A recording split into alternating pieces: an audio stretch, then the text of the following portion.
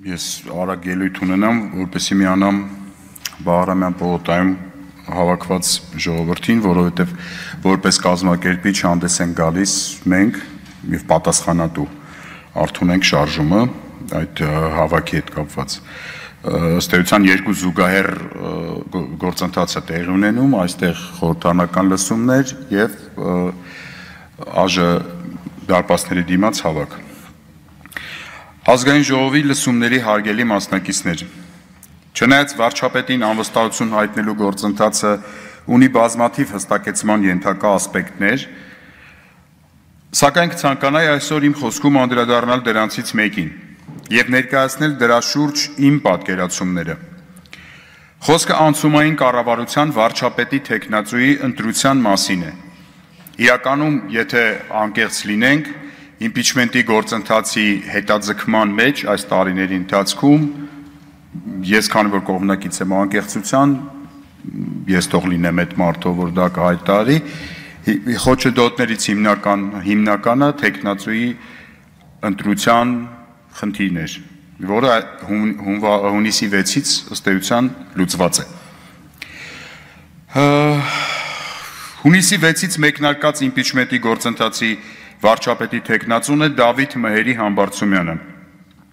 Ես իհարկե կարող եմ երկար թվարկել, որպես թեկնածու նրա առավելությունները, արժանինքները, սակայն առաջարկում եմ բովանդակային քննարկել թեկնածուի առաքելության նշանակությունը այս գործընթացի շրջանակներում։ Ըստ իս անվստահության գործընթացի օրենսդրական նախապայմանի թեկնածուի հարցը պետք է դիտարկել անցումային կառավարության առաքելության շրջանակներում։ Կամ հարցը ուրիշ կերպ հնչեցնեմ, ինչ ակնկալիքներ ունենք անցումային կառավարությունից ու անցումային կառավարության վարչապետից։ Դրանք առանձնապես շատ չեն, հատկապես որ անցումային կառավարությունը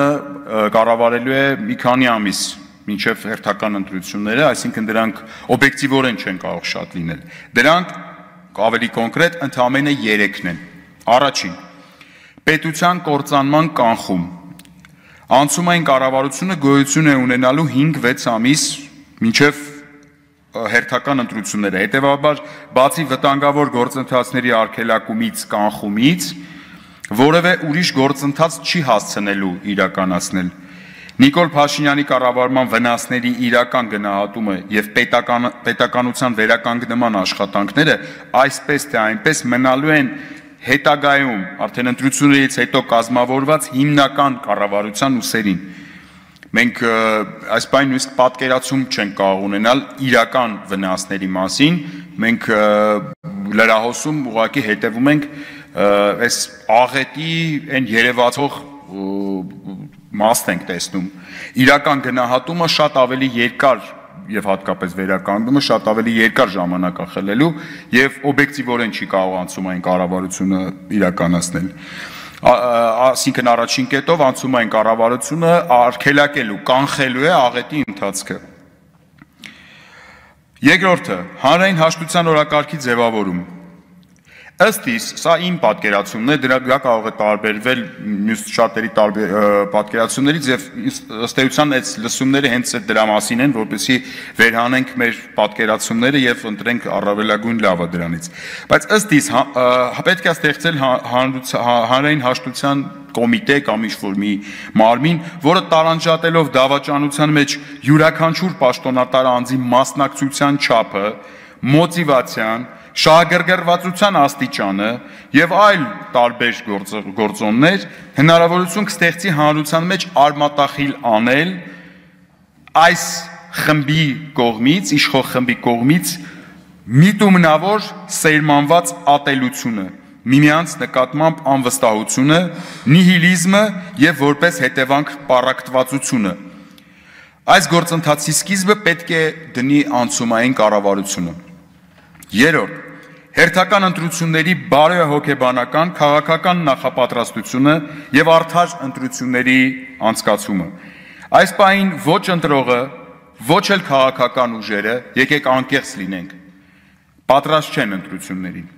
Ասեմ ավելին, հաջորդ բոլոր ընտրությունները, որոնց կազմակերպիչ հանդես է գալու գործող վարչապետը, արդյունքներով առանձնապես իրարից չեն տարբերվելու։ Սրան գումարած, ընտրական տրամաբանությունը 2018 թվականից Հայաստանում աղավաղվել է։ 2018 թվականից հետևողականորեն հանրային դաշտ ներմուծված ատելության քարոզը այնպես է բևեռացրել ընտրողին, որ քվեարկությունը կատարվում է ոչ թե հանուն, այլ ընդդեմ սկզբունքով։ Անցումային կառավարությունը մի քանի ամսում պետք է առողջացնի քաղաքական միջավայրը, որպեսզի քաղաքական բոլոր ուժերը հնարավորություն ունենան իրենց քաղաքական առաջարկը պատշաճ կերպով ներկայացնել ընտրողներին։ Գիտեմ, որ այս կետի շուրջ առկա են կիսաձայն մտահոգություններ, որ անցումային վարչապետը կարող է գայթակղվել իշխանությամբ։ Այս մտահոգությունները հնարավոր է փարատել երկու պայմանի ապահովմամբ։ Առաջին պայմանը անցումային կառավարության ներառականությունն է, եթե կցանկանաք համազգայնությունը։ Անցումային կառավարությունը կարող է եւ պետք է ձևավորվի իմպիչմենտի գործընթացին մասնակից քաղաքական ուժերի համամասնությամբ, ընտրական գործընթացների վրա վերահսկողական չափազանց լայն գործիքների կիրառմամբ, հերթական ընտրությունների արդյունքների շուրջ հետագայում որևէ անվստահություն չպետք է լինի։ Երկրորդը,